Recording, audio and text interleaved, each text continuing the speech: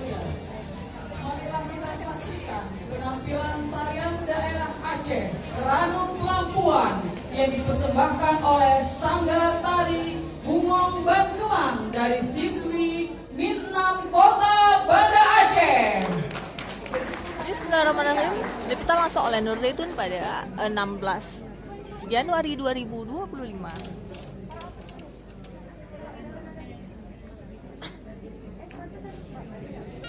Tarian Ranum Lampuan ini ikut mensukseskan dalam kegiatan apresiasi kinerja tahun 2024 dan rapat kerja tahun anggaran 2025 untuk satuan kerja di lingkungan kantor Kementerian Agama Kota Banda Aceh. Dan tentunya tarian Ranum Lampuan ini merupakan tarian selamat datang.